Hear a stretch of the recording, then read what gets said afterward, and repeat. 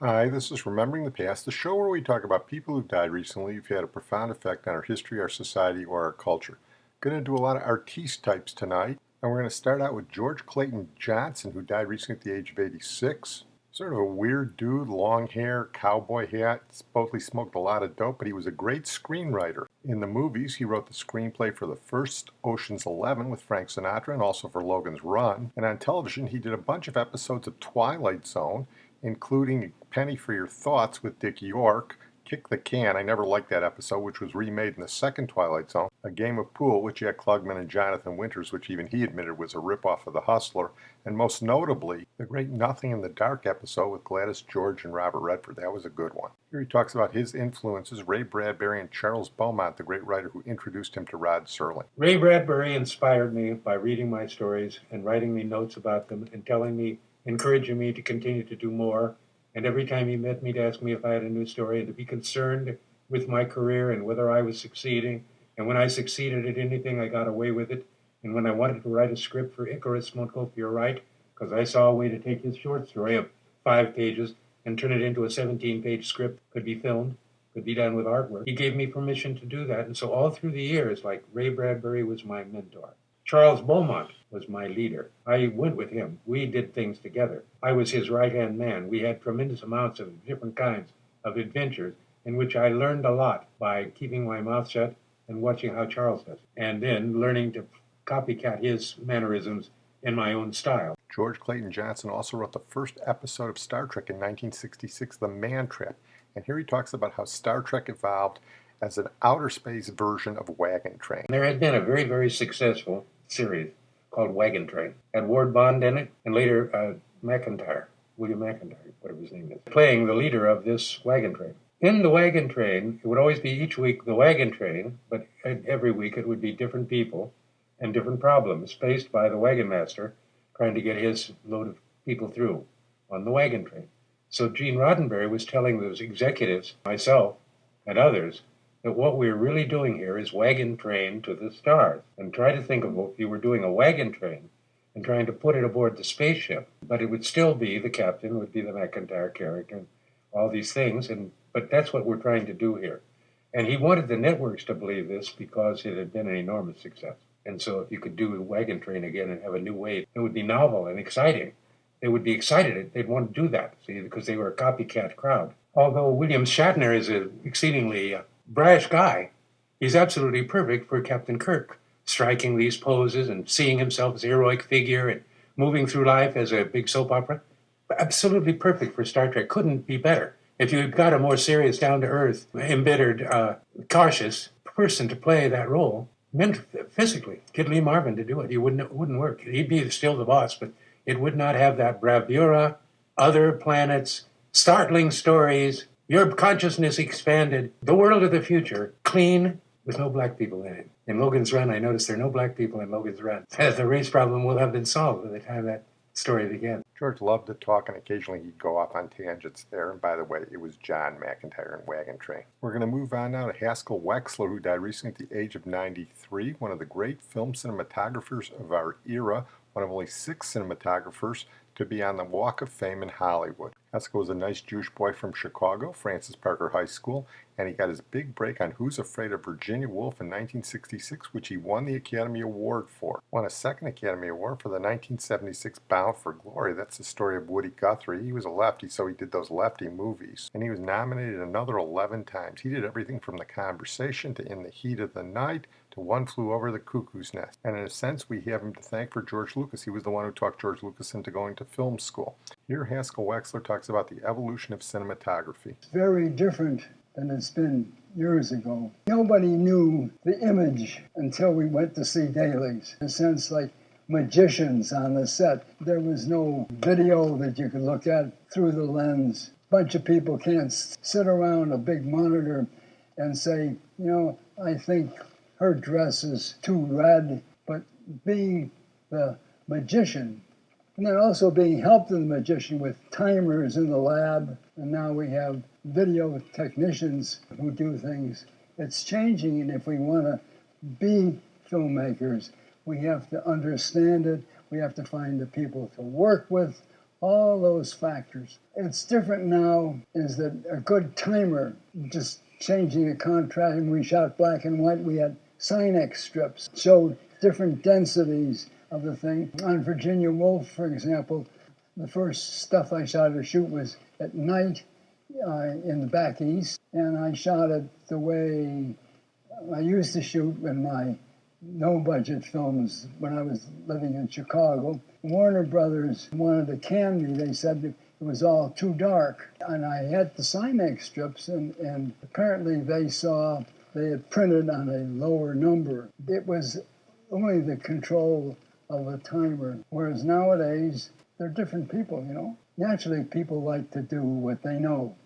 And so I'm learning all the time when I know, working with a little video camera and learning the marvels of it, and also knowing that it doesn't cost $80,000 to have a camera. Already, it's what cameras cost before is less than democratic. The fact that almost anybody can make an image, whether they can make an interesting image or a good image, depends on a lot of factors. I know people talk about lighting style. I try to know the story and the people, and then and of course where you're shooting, what kind of light it is.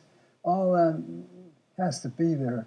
For me, it came from not having a lot of equipment, not having a lot of what you call lighting equipment. So even before digital, which is much more flexible, you're very conscious what light happens in a room. And of course, when you're making a film, you can't rely on that because the light changes and you may have to maintain it. Also, lighting a lot has to work with camera movement. One of the ways to enhance movement, say, of a character walking down a long hallway and so forth, if the light changes on them, if they take 5 steps, one hits them and then another. Of course, it has to fit the location, but that's lighting. When soft lighting seemed to be, at least for me, came from Sweden early on, the whole idea from the Sven Nykvist and some of those guys to be able to have soft light. You'd have big white cards, and hit light on a white card. That would be the source of light. A lot of the Bergman films were lit that way. We're going to move on now to our feature tonight, Ellsworth Kelly, who died recently at the age of 92, one of the great abstract artists of the 20th century. He eschewed abstract expressionism. He was a minimalist. He worked primarily in colors and shapes. Here's Netta Ulaby from NPR News on Ellsworth Kelly. Ellsworth Kelly started his artistic career in France, but not wearing a beret and standing behind an easel. He was in a U.S. Army uniform during World War II. Kelly served in a special unit made mostly of artists. Their job was to fool the Germans into thinking there were more Allied forces than there actually were. Kelly told NPR in 2007 they did it partly by building fake tanks and trucks from wood and burlap. But later, they were made in rubber, inflatable, and they looked like the real thing. After the war, Kelly lived in Paris. Art historian Sarah Rich says he'd walk around snapping photographs. And not photographs of famous places like the Eiffel Tower or anything like that, but photographs just of an alleyway. Or a plain old window. Or the side of an unassuming building. And would see in that photograph a square. Kelly would use that black square as the basis of a painting. Now, you don't need a photo to paint a black square, you just need a ruler. But Ellsworth Kelly wanted to bring scraps of the world almost mystically onto his canvas. He boiled shadows and shapes down into abstractions, monochromes, just one really strong, pure bright color. Kelly said that came from his boyhood in New Jersey, surrounded by nature. I've always been a colorist. I think I started when I was very young.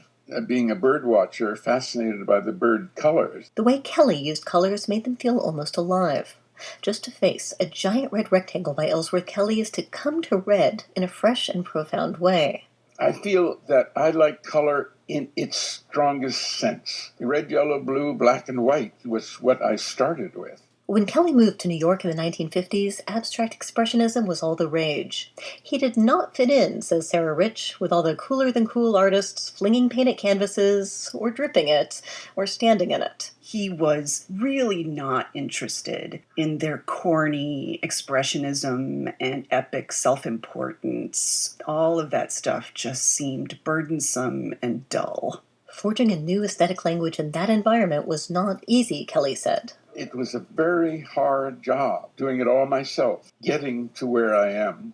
Where Ellsworth Kelly was when he died was a universally recognized master of contemporary art. He influenced minimalism and pop art with his bold, spare paintings, drawings, and sculptures, which are in virtually every major museum of modern art. When Ellsworth Kelly was 90, NPR asked what he enjoyed most about being very old. Oh dear, I feel like I'm 20 in my head. My painting makes me feel good, and I just feel like I can live on. If you just keep working, maybe that's possible. Ellsworth Kelly came about as close as anyone could to making that possibility real. Here Ellsworth Kelly talks about his evolution as an artist.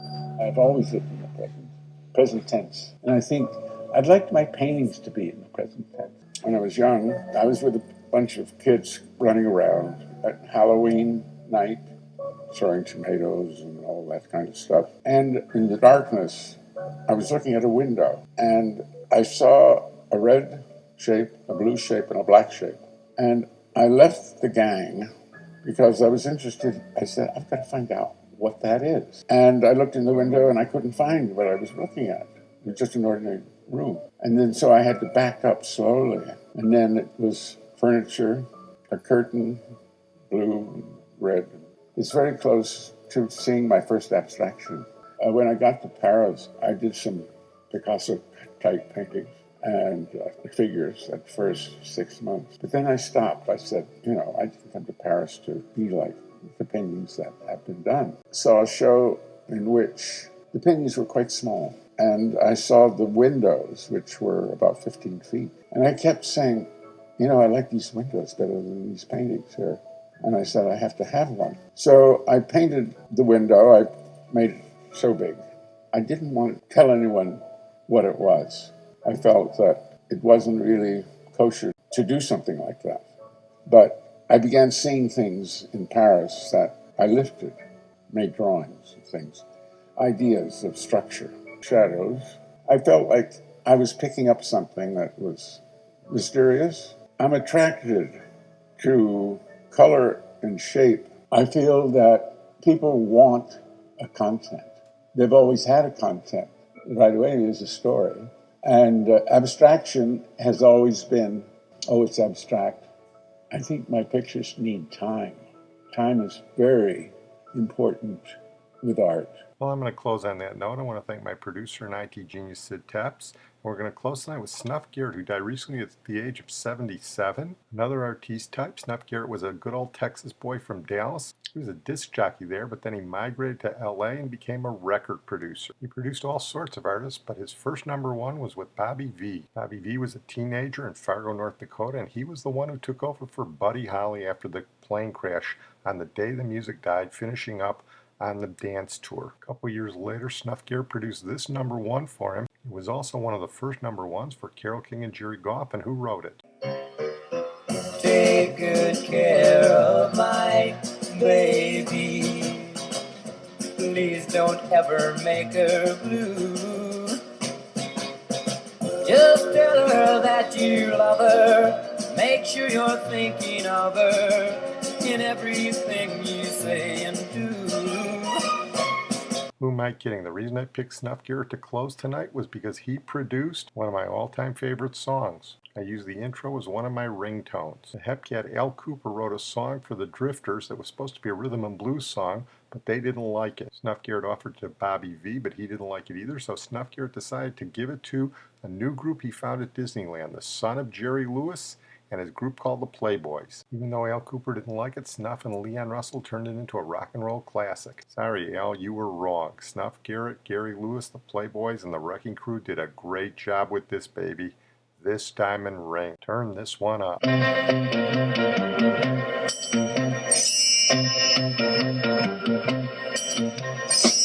wants to buy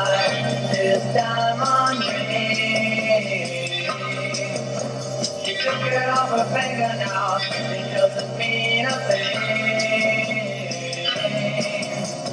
This diamond ring doesn't shine for me anymore, and this diamond ring doesn't mean what it did before.